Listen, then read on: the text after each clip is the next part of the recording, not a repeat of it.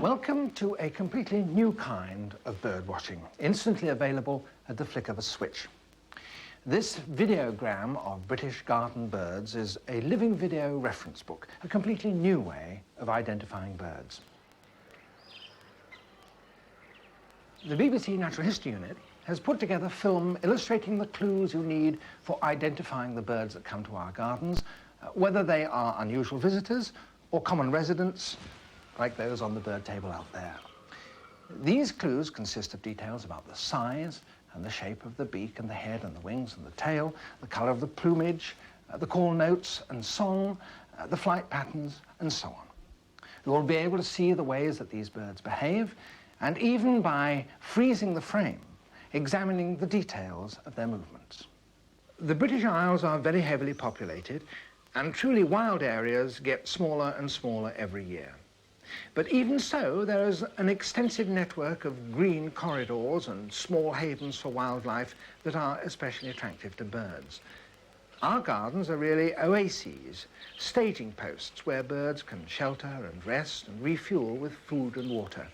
And if there's enough safe cover, some of them may also breed there. We'll show the birds in the order that is conventionally used in field guides and handbooks. And we'll start with one of the biggest of all British birds, which, perhaps surprisingly, is a common visitor to many gardens, the heron. The heron hunts fish, stalking them silently and skillfully, often standing quite motionless. And a pond full of ornamental fish can be very attractive to a heron, particularly in the quiet of dawn or dusk. It's a grey, stork-like bird with white head and neck, a black band behind the eye, and a long dagger-shaped bill. Its flight profile is distinctive, head hunched back between shoulders, deep, slow wing beats, and long legs extended behind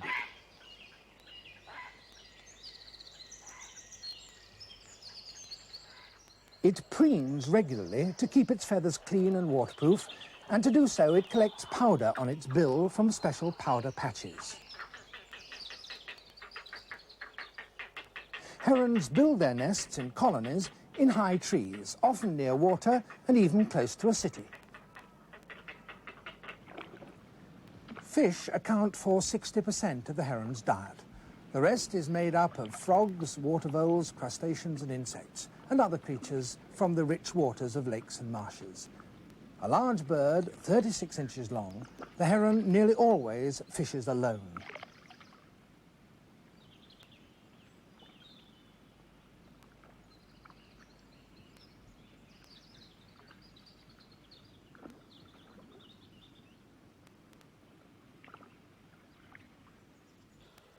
Mute swans are a common sight on a village pond, and they'll invade riverside gardens too. The orange bill with its black knob is the distinctive mark of this kind of swan. In spring, the black knob on the bill of the males becomes greatly enlarged. The mute swan has a long, slender neck which it carries in a graceful S-shaped curve, and this enables the bird to dabble deep in the water for vegetation, worms and insects. A secluded country garden with a large pond is a temptingly safe nest site for swans, and they usually build their nests close to the water's edge. The mute swan is usually silent, as its name suggests, but when annoyed or defending its young, it hisses and snorts in this aggressive display. Both male and female parents take care of the brood of 5 to 7 cygnets, and sometimes the downy grey young are carried on their backs for safety.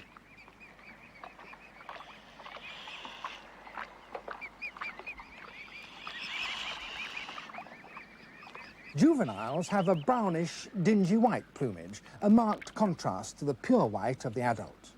Full grown, they are 5 feet long from bill tip to tail. They're strong birds whose flight is powerful and direct, and whose wing beats produce a unique humming throb.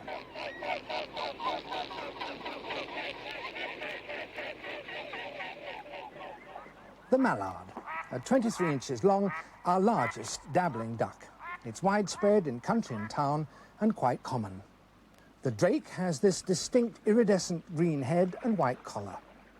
The duck, which has a harsh quack, is mottled brown with a purple panel on each wing. The drake also has that, but it's only noticeable in flight.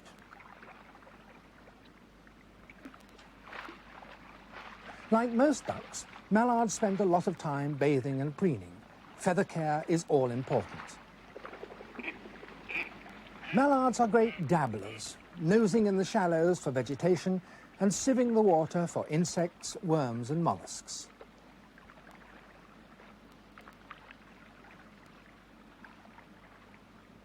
Beside dabbling, they frequently upend to probe deeper for food. That's typical mallard behaviour.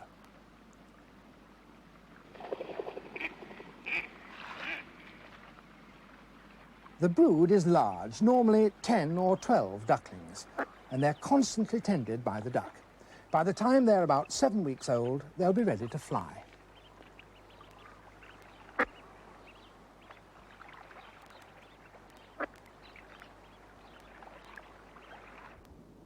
Now, birds of prey.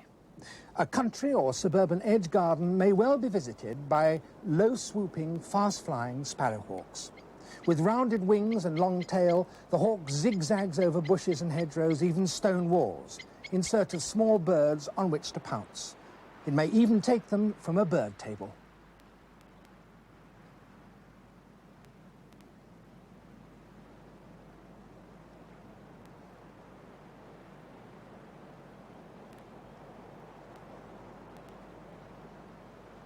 Sparrowhawks nest in woodlands or copses. This is a male with dark grey upperparts and reddish-brown barred underparts. It's about 4 inches smaller than the female. The female is dark brown with a clearly barred breast and a distinct white stripe above and behind the eye. Both sexes use perches or plucking posts at the edge of a wood where they dismember their prey. Sure sign of a sparrowhawk's presence in the wood or copse are the traces of feathers in a regular place.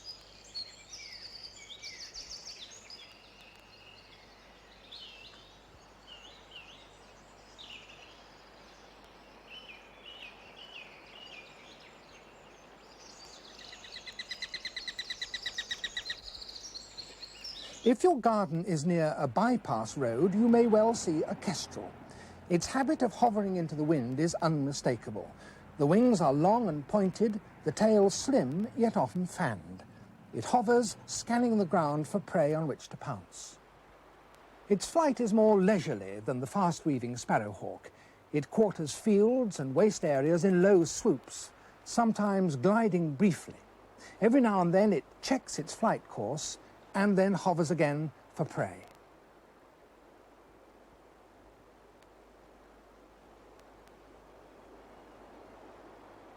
Kestrels nest on cliff ledges, occasionally in hollow trees or ruins, and surprisingly even in tower buildings. Here, the spire of Salisbury Cathedral.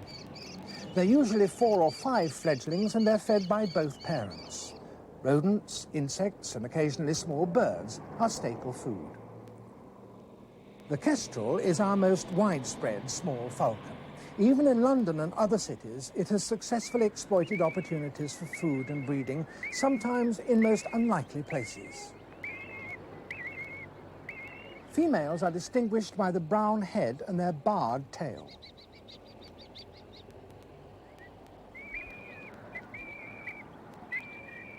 The male has a blue-grey head and tail and a spotted chestnut mantle. This bird is a hobby, our visiting summer falcon. It can be easily confused with the kestrel, for it too quivers its wings and glides during flight. But the wings are longer and more scythe-like. It has dark grey upperparts, white on the neck, a black moustachial stripe and black streaks on the breast. In country shrubberies and fringe woodland, you'll see the pheasant. This is the cockbird, with dark green head, white neck ring, and red wattles around the eye and at the back of the crown. The plumage is an overall burnished copper. Hen birds are a more sober brown. The pheasant feeds largely on vegetable matter, grain, worms, and insects. It's 30 inches or more long, but much of that is its tail. Cock pheasants can be territorially aggressive towards each other.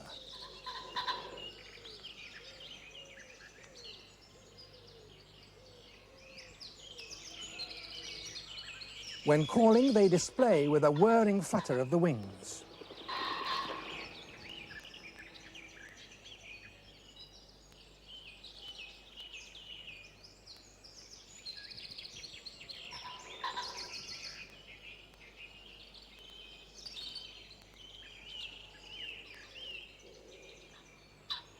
They also joust with each other at the boundaries of their territories.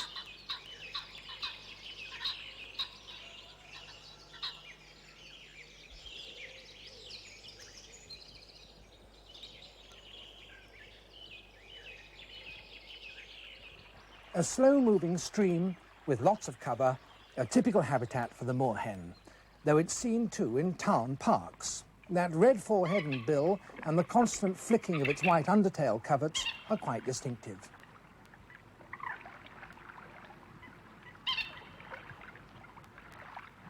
Using reeds and sedges, the pair build their nest in cover on or near the water's edge.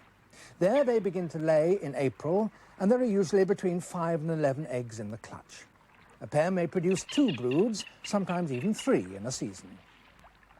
When it meets an intruder, the male will drive it off by a ritualized flashing of its white tail feathers. The chicks stay 2 or 3 days in the nest, after which they'll begin to dabble for food with the parent bird, swimming with that jerky forward paddling movement typical of the moorhen.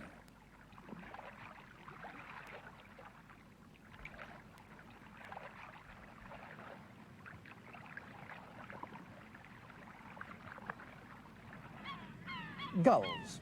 They're traditionally associated with the seashore. They're found there, of course, but increasingly over recent years they've moved inland. This is the herring gull. Ledges in a town building can be as good nest sites as those on a cliff, and food is easily found in a city.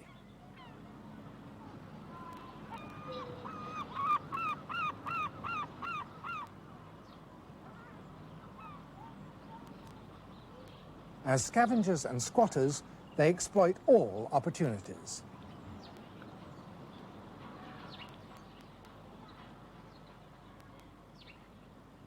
The adults have grey back and wings with black wingtips.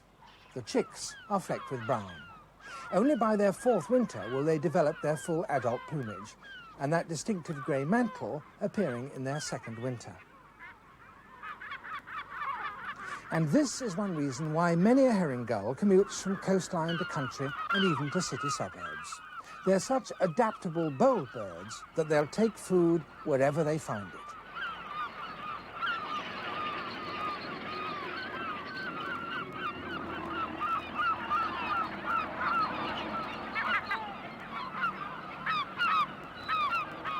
It's a voracious opportunist with a quick eye and a heavy yellow bill.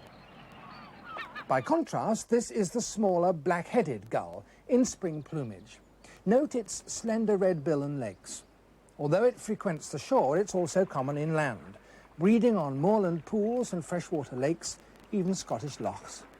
The black-headed is the smallest and most numerous of British gulls found inland, especially in winter. These are all adults in breeding plumage with that distinctive dark chocolate-brown head. Again, 2 adults, winter plumage on the left bird, summer plumage on the right.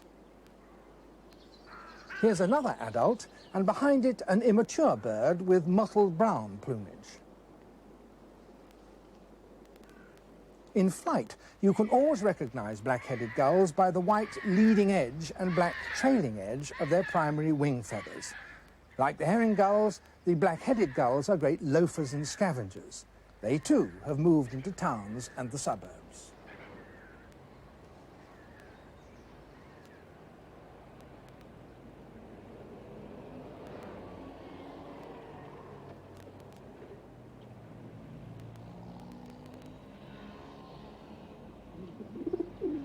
Now, the pigeon family. A very common town dweller, the feral pigeon.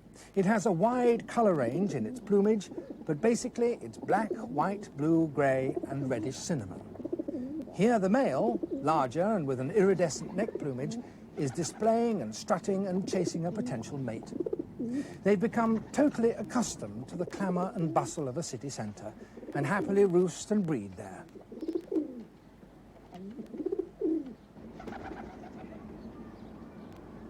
Ancestrally, they're cliff nesting birds, and they find city buildings and ledges very much to their liking.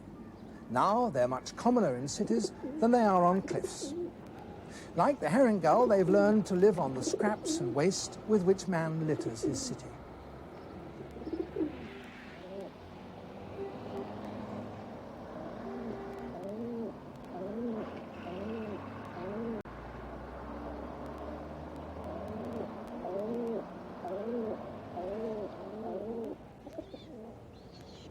A young pigeon, a squab, is fed on a special secretion produced in the crop, the so-called pigeon's milk.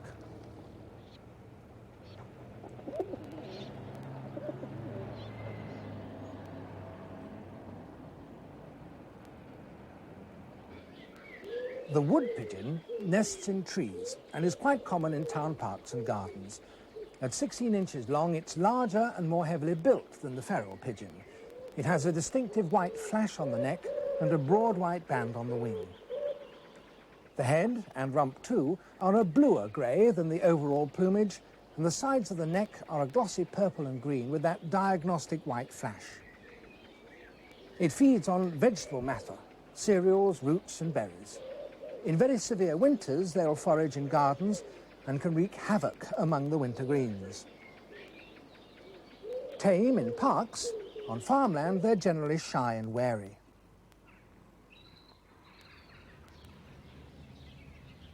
A collared dove, a third member of the pigeon family. It's colonised Britain only since 1955, having swept westwards across Europe from the Balkans, its original native home. It nests in trees, in towns, suburbs and villages, and almost prefers living close to humans. The plumage is dull ash-brown with a pinkish hue, and it has that unmistakable black half-collar mark on the neck. It also has distinctive blackish wingtips and red eyes. As collared doves feed mainly on grain and seeds, they're soon on the scene whenever grain is being fed to other birds, such as domestic chickens.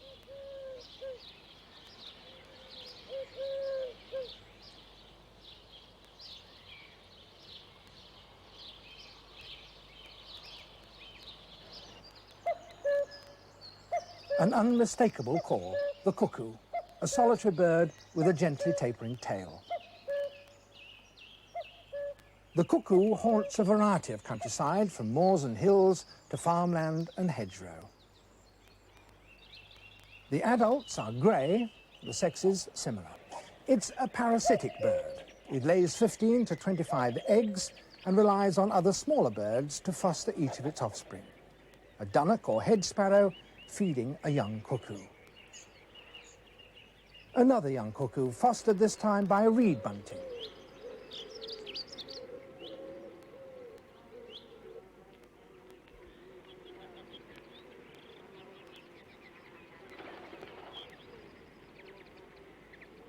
Even the tiny wren will sometimes play host to a young cuckoo.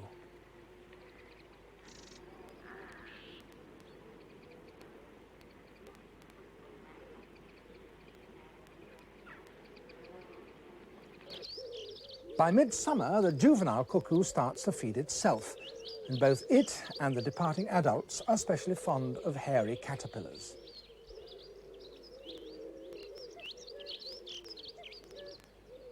In August or September, the juveniles will follow the adults back to Africa.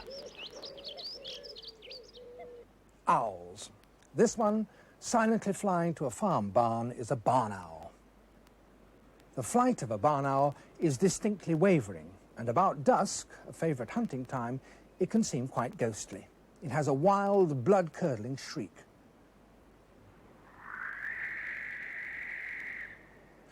The barn owl breeds in farm buildings, towers, trees and ruins. It has this distinctive white facial disc with black eyes and golden buff upper parts finely speckled. It perches upright, revealing its long feathered legs and white underparts. Feather care is paramount, for these wings have special feathers that enable the bird to fly silently.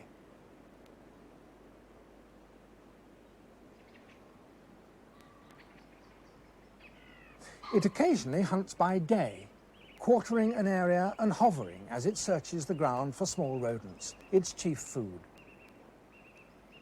When it at last spots its prey, it pounces.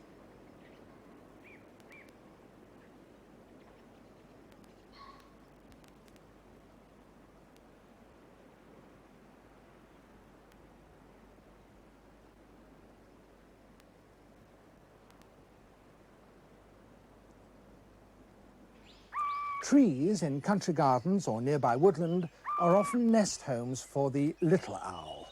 9 inches long, it's a small, very compact, plump bird with grey-brown plumage, spotted, barred and mottled white.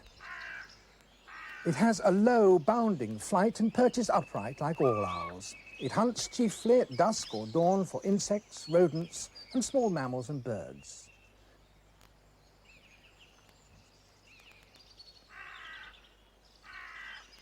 Its head is flattened above the eyes, giving it a frowning appearance. Like all owls, its sharp beak isn't prominent, but tucked away among the feathers.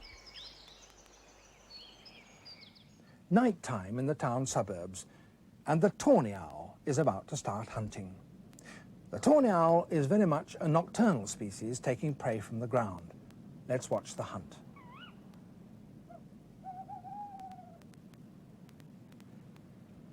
And it's caught a worm. And there may be a chance of something else, a mouse, a rat, or a shrew. Tawny owls are quite common in wooded gardens in town and suburbs. You may find one in daytime, perching motionless on a fence or close up against a tree trunk so as to remain undetected. It's a mottled brown bird, 15 inches long, with a large head and dark brown face and a greyish, well-developed facial disc.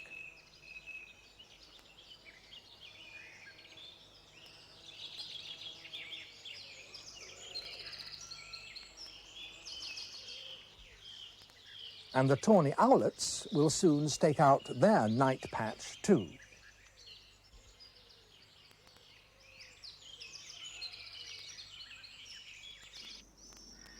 In May, the swifts arrive, screaming across the sky. They find cities, towns and suburbs very much to their liking, for swifts nest in crevices and buildings, and especially under the eaves of houses. Their nests are bits of straw, grass and feathers, glued with their own saliva. The swift is exclusively aerial, feeding, mating and sleeping on the wing. Its wings are long, narrow and scimitar-shaped. Dashing, wheeling and gliding, often in small, excited groups, they can catch insects on the wing with superb skill. Both adults and their 2 or 3 young have sooty black, dark brown plumage overall, apart from a whitish throat.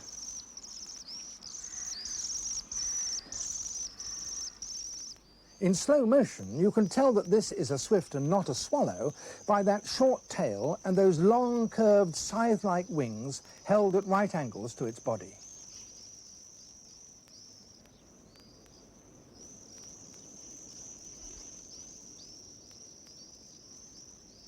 By the end of August, most swifts are already on their way back to spend the winter in South Africa.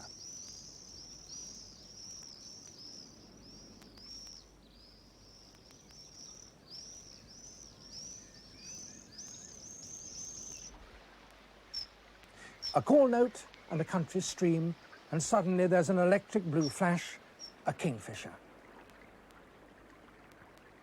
It plunge dives to spear fish, here in slow motion.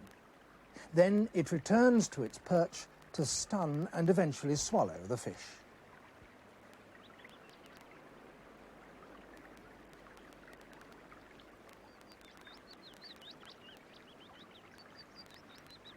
With blue-green plumage above a white throat and neck patch and rich chestnut-brown underparts and those red legs, the kingfisher is uniquely brilliant among our British birds.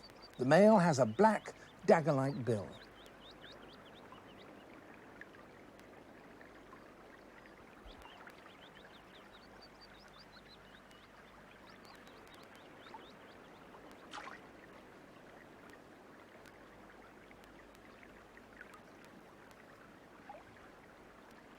Kingfishers usually nest in holes in banks and lay normally 6 or 7 eggs.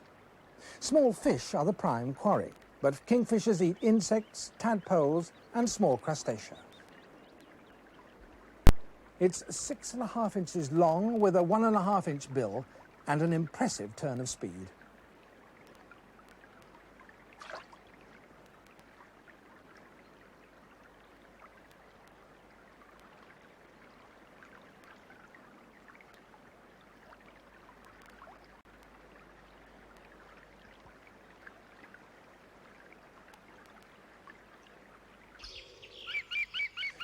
The woodpecker family. That's the yaffle call of the green woodpecker. It has dark green plumage above and paler below, and that distinctive red crown to its head. It has a black stripe like a moustache and a ring around the eye. In the nest hole there will be 5 or 6 young. The specially modified claws and stiff tail feathers support it on the vertical tree trunk. Food is chiefly the larvae of wood-boring insects, prized from their holes by the chisel beak and the long whip-like tongue.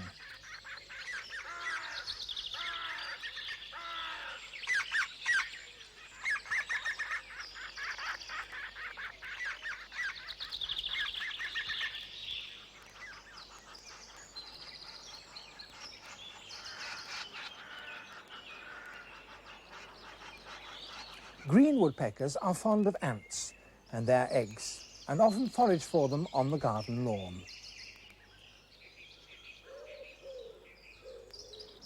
This is a wryneck, a scarce relative of the woodpecker. It's greyish-brown and delicately mottled. It can occur in parkland and sometimes orchards and gardens. It's a ground feeder, very partial to opening up anthills. You can see its sticky tongue flicking up the ants.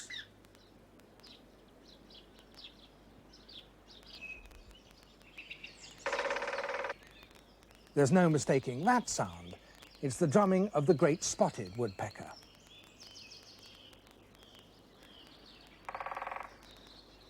This woodpecker is smaller by 2 to 3 inches than the green woodpecker. It's easily identified by its bold pied plumage, a black back with a bold white patch on the shoulders.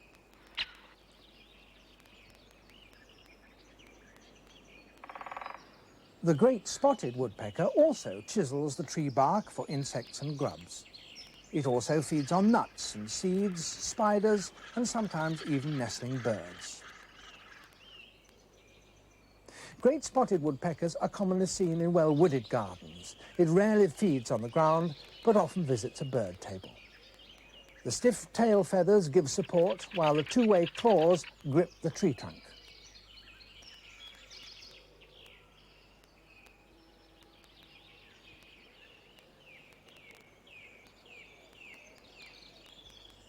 The boldly patched pied plumage and size are important to remember. The plumage of the lesser spotted woodpecker you'll see in a few seconds. That has a closely barred pattern on its back. A silver birch has softer wood. It's common in town or country gardens. And chiseling a nest hole is the lesser spotted woodpecker. It chooses the same sort of food as other woodpeckers, insects and grubs and spiders, and it has the same foraging pattern. Now you see it's the smallest woodpecker. There are the black and white bars on the wing and the back. In an open country garden, you may well see this visitor. Certainly you'll hear its musical song flight.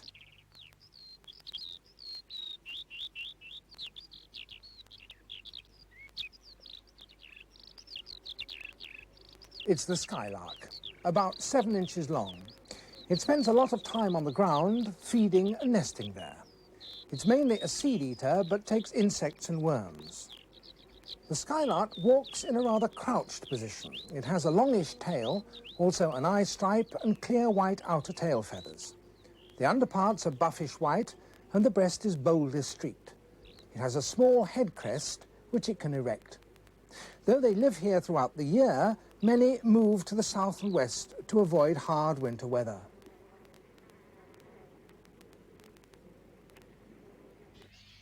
The swallow, with its long tail streamers.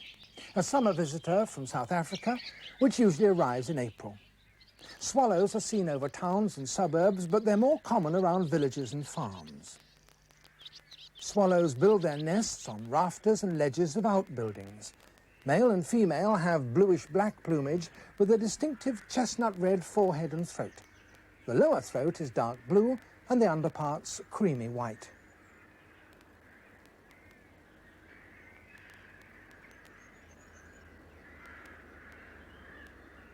In flight, and this is in slow motion, the swallow often flashes those white windows on its tail as it swoops and manoeuvres.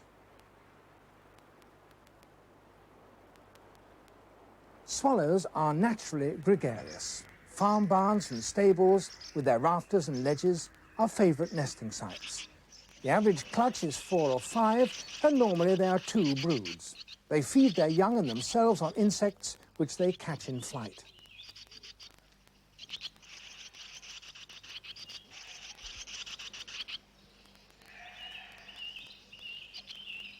These juvenile swallows are sunning themselves, and they'll continue to be fed with insects by their parents.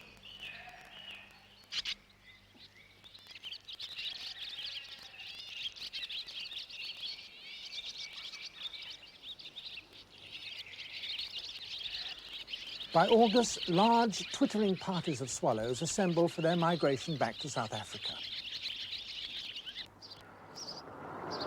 A roadside puddle and a common spring site. House martins, also from South Africa. They're related to the swallow, but they have that distinct white rump and pure white underparts. The rest is blue-black. They often nest close to human habitation, usually under the eaves of houses. Both sexes build the cup-shaped nest using mud and find twigs to hold the shape. There are often a number of nests together, each lined with feathers and containing 2 to 6 eggs. And there'll be double broods too.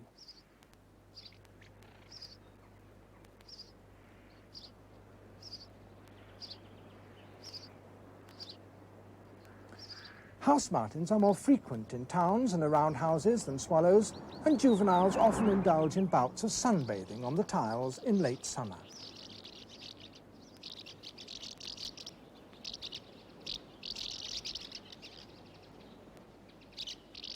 House martins have short forked tails, but not the long tail streamers of the swallow, and they too gather in pre-migration assemblies in early autumn.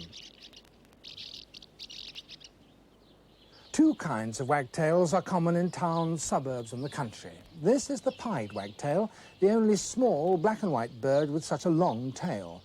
The tail is black with white outer feathers, and the dark wings have a double white bar. The pied wagtail is often seen in open country and also near water, a garden pond, stream or small river. It feeds on the ground, chiefly on insects, and there's a rich supply of them among the aquatic vegetation on a river bank. The nest, with 5 or 6 eggs, will be in a bank or wall, maybe in ivy or thatch. Regular tail flicking is typical of the wagtail. So too are these zipping forays from a perch to catch insects from the surface of the water.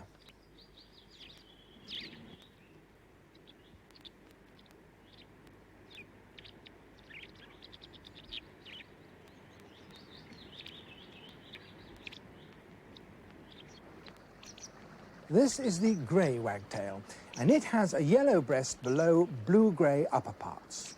It too has a very long flicking black tail with clear white outer feathers. Its rump is a greenish yellow, and in the breeding season the breast is brilliant yellow. Females show less yellow and have no black throat. Feeding on insects, grey wagtails often perch on stream boulders or overhanging branches. They nest in a wall cavity or rocky ledge quite close to running water. So if your garden has an old wall bank and a nearby stream, you may well have a nesting grey wagtail there.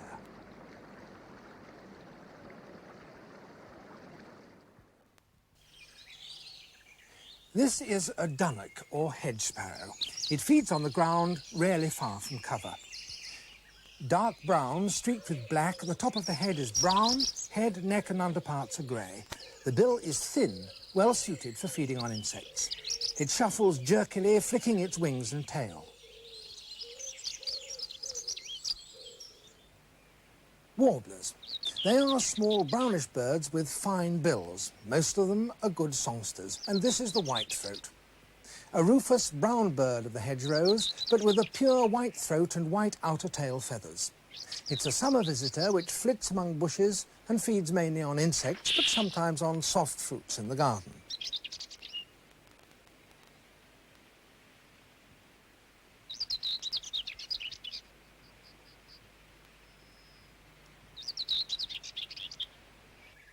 Mature trees and shrubberies may attract the blackcap. A greyish bird, the male has a glossy black cap down to the eye. Its rich song is clear and carries well.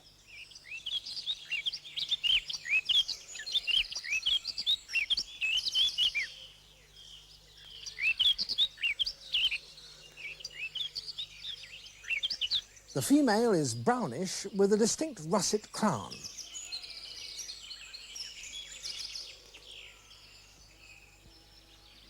The tail-flicking chiffchaff. Fond of trees and bushes, it's a dull olive brown, rather drabber and with darker legs than the willow warbler.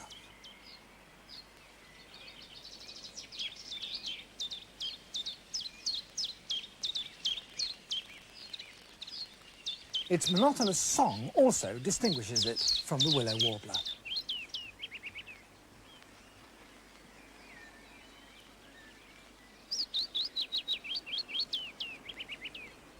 And this is the willow warbler, another visitor to country gardens or any open area with scattered trees. The plumage is greenish above and yellow below. Here it's foraging for grubs on autumn flowering ivy.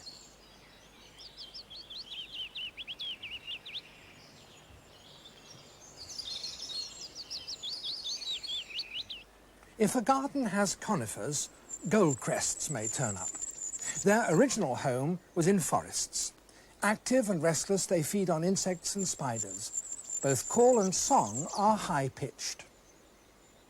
Yew trees and junipers are favourite nest sites. At 3.5 inches, it's our smallest British bird. The goldcrest has 2 white bars on each wing, and note that distinctive bright orange-yellow crown.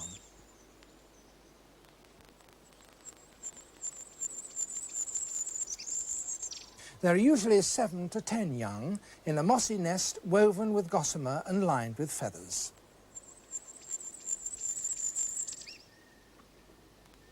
There are 2 common flycatchers. The spotted flycatcher is a mousy grey colour with dark streaks on head and breast. It has this typical upright posture. Male and female are similar. The nest, in wall or tree trunk, has normally 4 to 5 young. Spotted flycatchers occur in town parks, mature gardens, also in orchards. They're quite tame, often nesting even in outbuildings. The spotted flycatcher makes short flights to collect insects, and both parents share in feeding their young.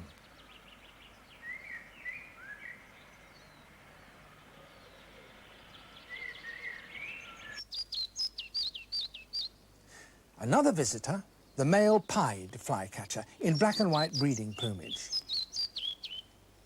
The female here, with nest material, is olive brown and white. Nests are tree holes, but nest boxes are readily taken. Pied flycatchers are more common in western areas, preferring oak and birch woods. The redstart, and both sexes have this distinct quivering chestnut tail. The male's breast and flanks are also chestnut orange. Face and throat are black, the upper parts grey. Its song is short and pleasant. Redstarts are summer migrants and insectivorous, fond of old deciduous trees in parks and orchards.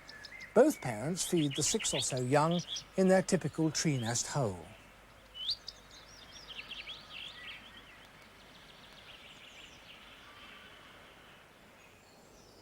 the national bird of our town and country gardens, the robin, with its red front and olive grey back.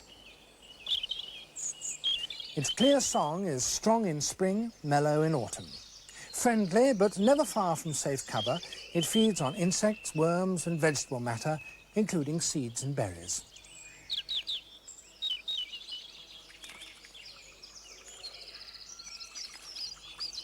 In summer, adult birds become secretive as they molt, often skulking in shrubs and hedgerows. The juvenile robin lacks the orange-red breast and is speckled all over.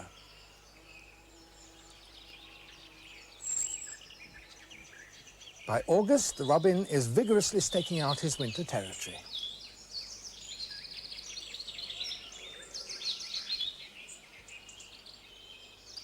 In autumn, robins are quite aggressive in establishing, occupying and defending their separate territories, which they then keep throughout the winter.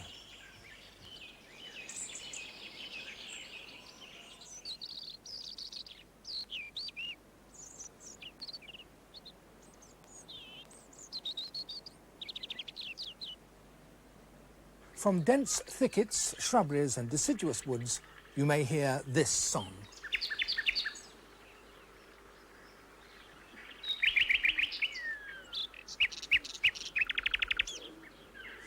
It's the strong and varied musical song of the nightingale. It does sing by day, but is heard best in the quiet of the night. A summer visitor, solitary and rather skulking, the nightingale is a plain russet brown on its upper parts and paler beneath, but distinguished by its rich and remarkable song.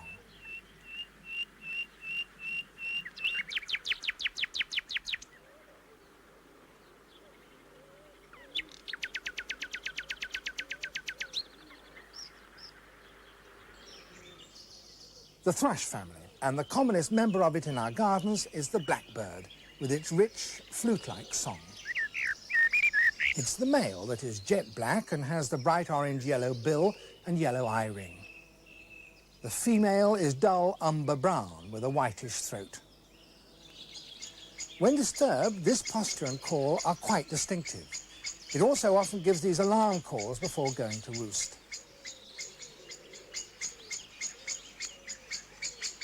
They're basically ground feeders, and within any garden, blackbirds have well-defined territories which they defend.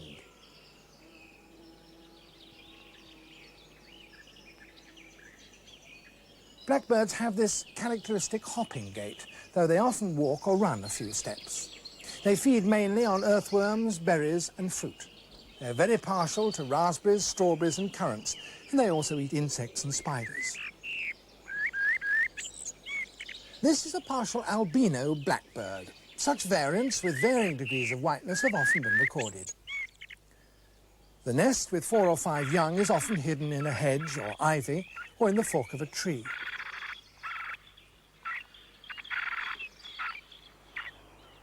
Fieldfares, another kind of thrush. They're winter visitors often seen in flocks on hedgerows and fields, feeding on berries, worms and insects. In hard weather, they visit gardens and orchards, especially to feed on fruit or berries. Here they're on buckthorn. The sexes are similar, so watch for this pale blue-grey head and rump, the chestnut back and a blackish tail. Call notes are noisy chuckles and the song squeaky whistles. At 10.5 inches, the fieldfare is slightly bigger than the song thrush, slightly smaller than the missile thrush. Often seen with fieldfares is another darker thrush, the redwing.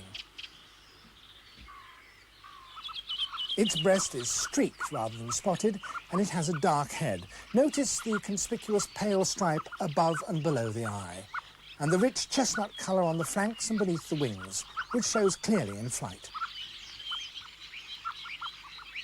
Redwings take berries, like other thrushes, also worms and insects and small molluscs. They're winter visitors and passage migrants from Iceland and northern Scandinavia. They winter here and south to the Mediterranean and make thin, seeping contact calls as they fly overhead at night.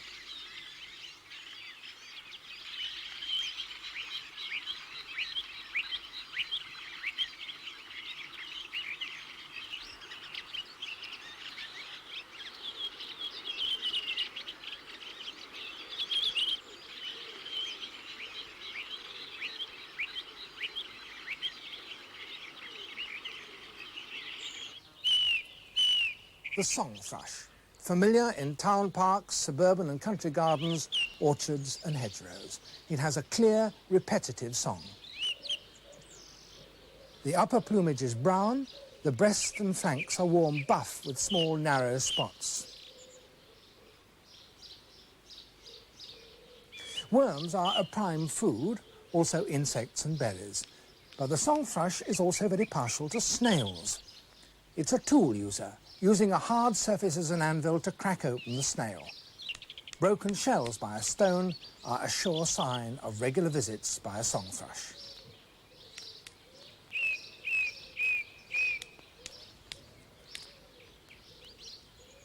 The nest is in a tree, hedge or bush, among ivy or even in a shed. Both parents feed the 4 or 5 young, which will be flying after they're 2 weeks old.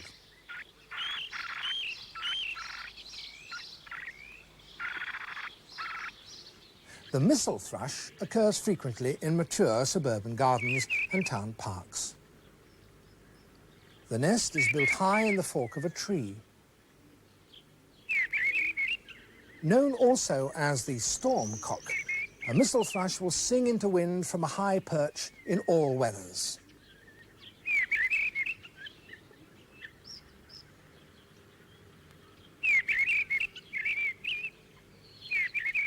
Though it will take worms, insects and spiders, its food is mainly fruit and berries.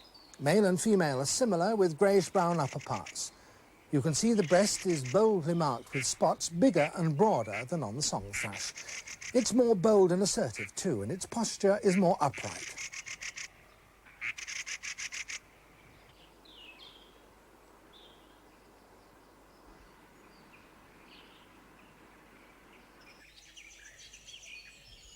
Members of the tit family are all small, plump, acrobatic birds. The long-tailed tit is tiny, for though it's 5.5 inches overall, half of that is tail.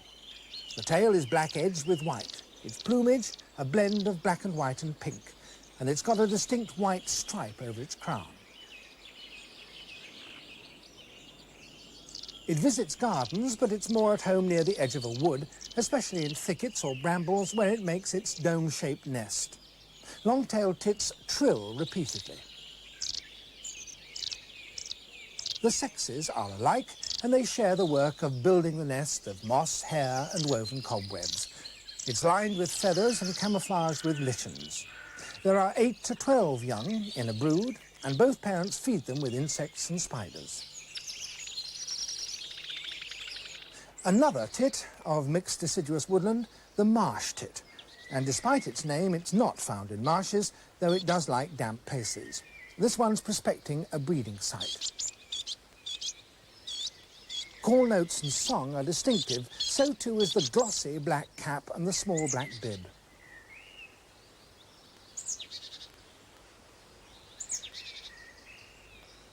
The nest is usually in a natural hole in a tree, and they're usually 7 or 8 young, fed by both parents. Marsh tits feed mainly on insects, but they also eat seeds, berries and beech mast, and occasionally visit country gardens.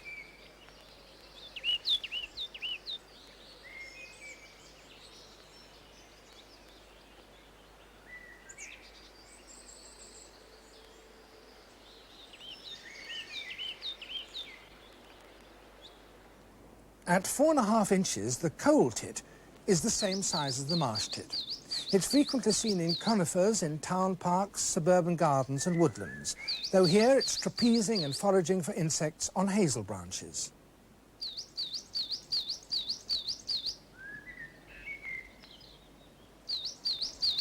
Among the tits, the coal tit is the only one with a clear white patch on the nape. Its upper plumage is olive grey, and there's a double white bar on the wings. Its voice is clear and sweeter than other tits. Like them, it's very agile on the peanut bag. A bird table in a garden, and in winter it's bound to attract blue tits. They feed on grain, seed and fruit, and even young buds. They also hunt spiders and insects. They're often seen on apple trees, teasing out codling moth larvae from beneath the bark.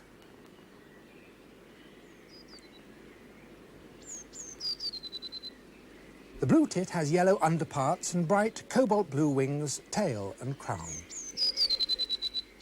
Call notes are varied. The song is brief, high-pitched and with a typical trill.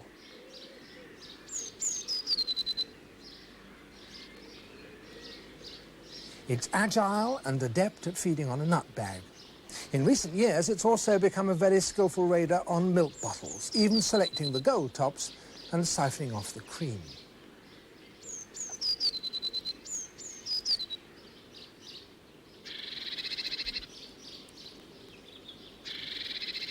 You can identify the great tit by that black band down the centre of its yellow belly. The head and neck are a glossy bluish black. Though it has many varied calls, the song is unmistakable. At 5.5 inches long, it's the largest common tit, asserting itself acrobatically at the bird table.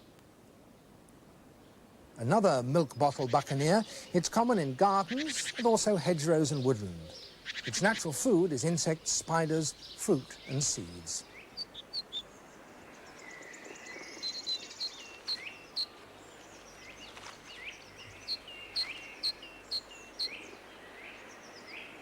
The nuthatch.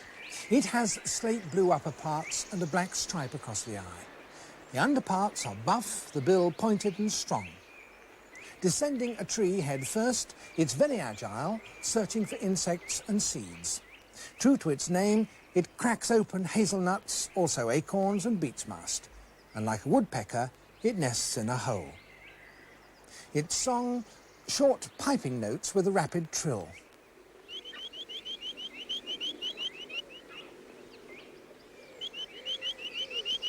Nuthatches may visit bird tables, but they're birds of woodland, parks and gardens with old deciduous trees.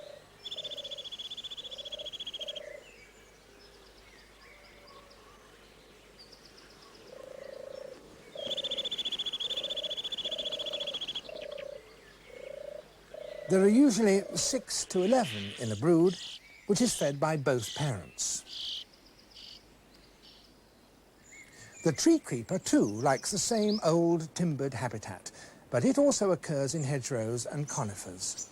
Smaller than the nuthatch, it's a brown bird which creeps almost mouse-like in short bursts, sometimes spirally, pressing its tiny stiff tail against the bark.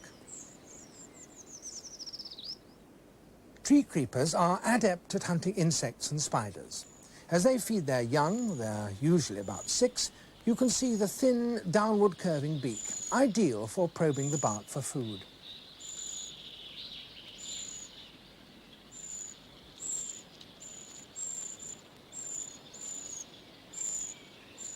The wren sings strongly most of the year.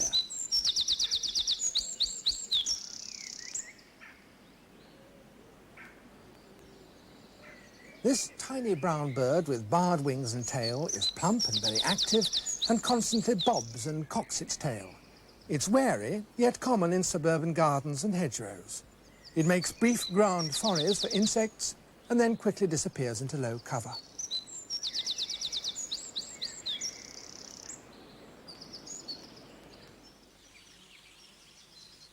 The yellowhammer belongs to the bunting family. You may see it on country roadsides, farmlands or commons, especially where there's gorse. Its rhythmically stressed song is often likened to the phrase, "a little bit of bread and no cheese." Listen again.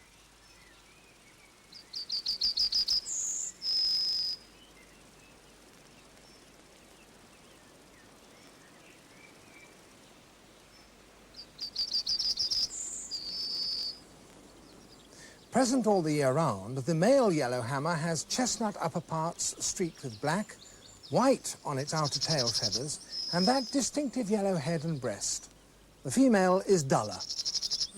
It eats worms, insects and slugs, but mainly grain and seeds.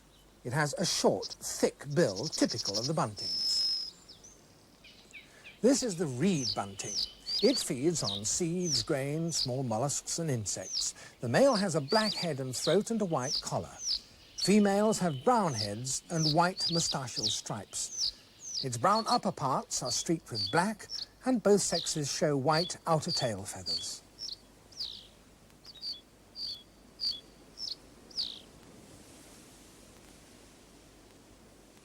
The nest, usually in reed beds, has 4 or 5 young fed by both parents, and 2 broods are common.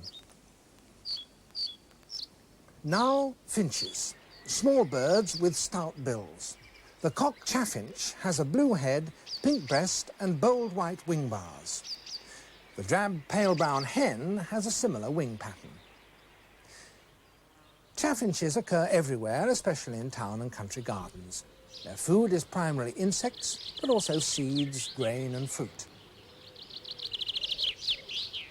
The nest is neat and compact, usually in a dense bush or fork of a tree, and it's dressed with mosses and lichens braided together with gossamer. There are usually 4 or 5 eggs in a single clutch. It's the commonest of our finches and has a bright, brief, cascading song.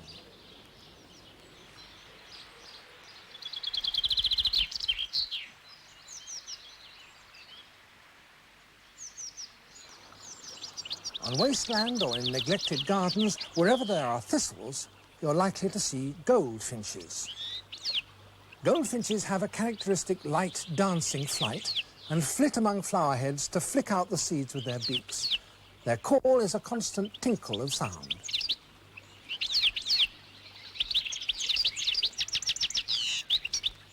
The sexes are alike. Their wings are boldly marked black and yellow. The head is black and white, also the tail. The face, scarlet red. They're our most colourful finches and agile too. Watch closely and you can see their skill at teasing out the seeds.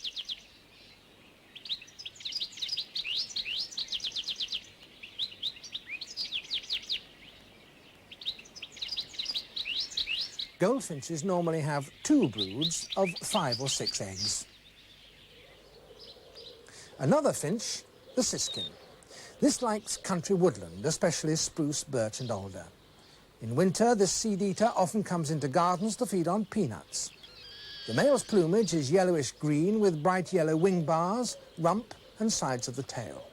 Females have similar colouring, but are greyer. The male has a black crown and chin, distinguishing him from the greenfinch. Siskins are smaller, too, than greenfinches, and they breed in conifers.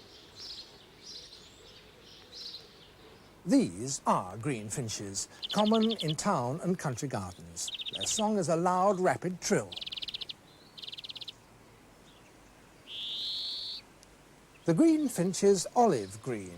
A large finch and primarily a seed-eater, it often visits bird tables. It has a stout, whitish bill, enabling it to crack open the shells of nuts and seeds. This is the female. It's duller and shows less yellow than the male. Both birds have a short cleft tail.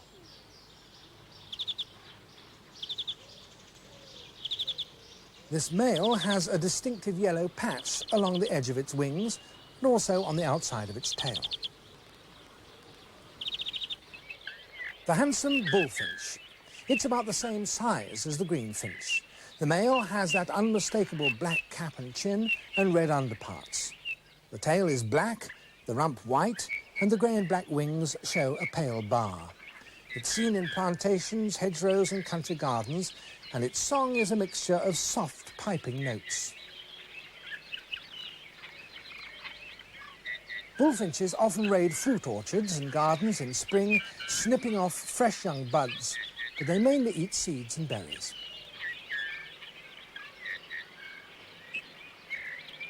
When it turns, you can see clearly its distinctive white rump. The female, too, has a black cap, but the lower parts are a pinkish buff and upper parts greyish-brown. Both parents rear the brood of 4 or 5 young, which hatch in late May.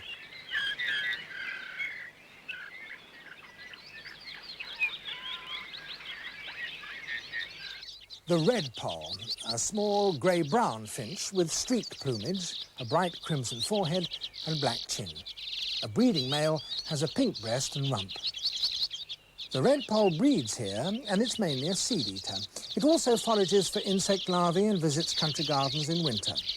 Flocks of them roam the countryside, feeding on seeds of thistles, birch and alder.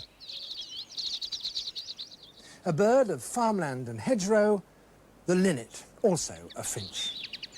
Linnets eat seeds and insects and nest in gorse, bramble and thorn.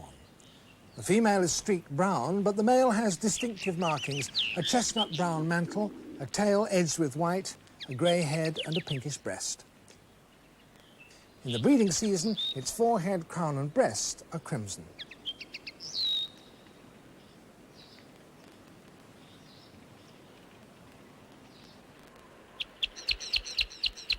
A crossbill, perhaps the oddest of the finches. It may visit a garden if there are mature conifers. The adult male is a striking brick red, females are yellowish green, and it's unique among British birds in having that strong parrot-like beak. Moving its head side to side, it uses its scissor-like beak to prize seeds from the cones. Crossbills also feed on thistles, but their typical habitat is coniferous woodland, and they usually nest in a Scots pine.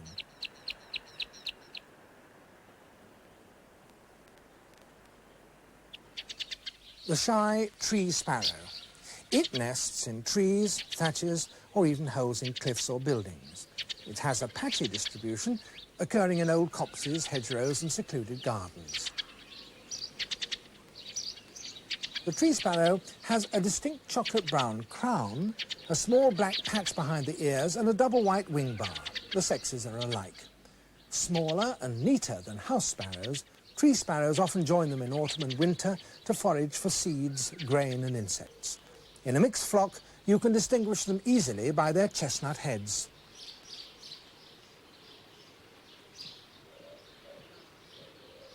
On rooftops, in cities, suburbs, villages, even isolated farmsteads, you'll find the house sparrow, with the chaffinch, the commonest of the finch family. It nests in a crevice or hole, often below a roof tile, and there are usually 3 or 5 young. Bold, perky and bustling, both male and female house sparrows are almost impudent in using man-made resources and surroundings.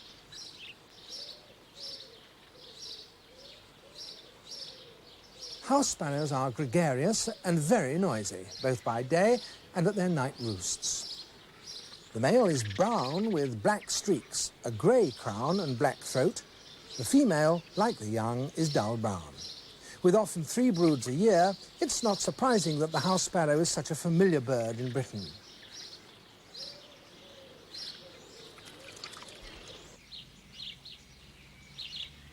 Now the starling.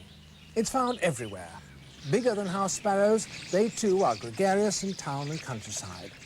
Adults have blackish plumage with a bronze green and purple sheen speckled underneath.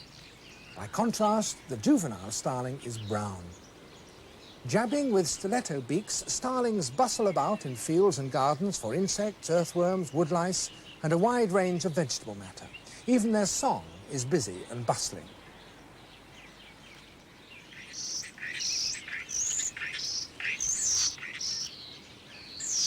Though a bird will sometimes choose a single nest hole, starlings often nest in loose, noisy colonies.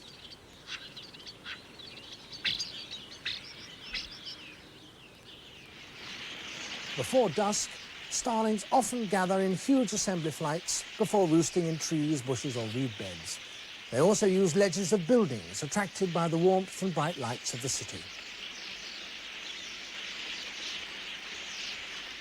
Starlings are the bustling costermongers of the bird world.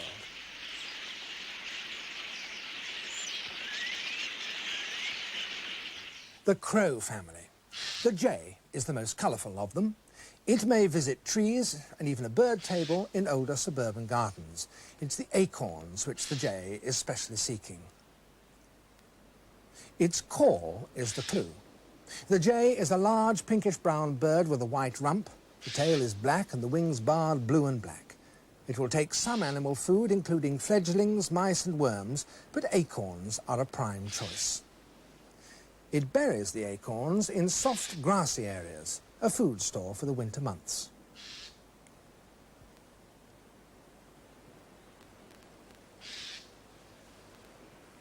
Though often seen in hedgerows, gardens or orchards, the wary jay never strays far from the safety of woodland.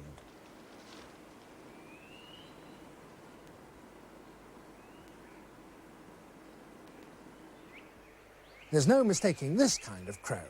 It's the chattering magpie, with a long, tapering tail and bold pied plumage. Close to, its feathers have an iridescent sheen of blue, purple and green. Magpies like farmland with hedges and trees.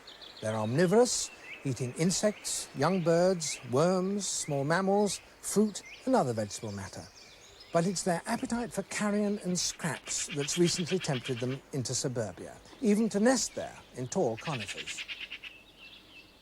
Although wary of humans, magpies find easy pickings in suburban gardens. They have a distinctive strutting walk, punctuated sometimes by a sideways hopping. Magpies always give quick warning of possible predators and swiftly seek safety in a high tree.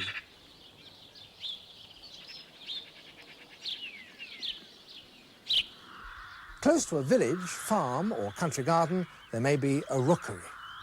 Rooks are gregarious, nesting in colonies at the tops of mature trees, and they're noisy birds. They're also quarrelsome at nesting time, often stealing another's nesting material. The adult has black plumage with a purplish sheen and that distinctive white face patch above the long, powerful bill. Rooks have a typical baggy-trousered look. They're omnivorous, feeding on pasture and arable land, and now commonly by motorways. Rooks normally breed when they're 2 years old, and there's a single brood of usually 3 to 5 offspring. Although it has a domed head, a juvenile rook might be mistaken for a young crow. It has black feathers at the base of its bill. They're replaced, when it becomes an adult, by the characteristic white patch. Rooks are both intelligent and adaptable, and they're always sociable. By contrast, the carrion crow is a solitary nester. The nest is usually in the fork of an old tree, and there are 3 to 5 young in the single brood. Crows are usually seen in pairs, and later in the season in small family parties, which roost together in winter. The carrion crow is completely black with neat plumage. It has a heavy black bill and the top of its head is slightly flattened.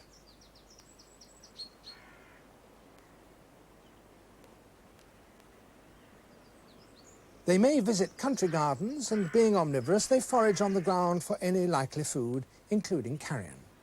It's a large bird with a hoarse, croaking voice.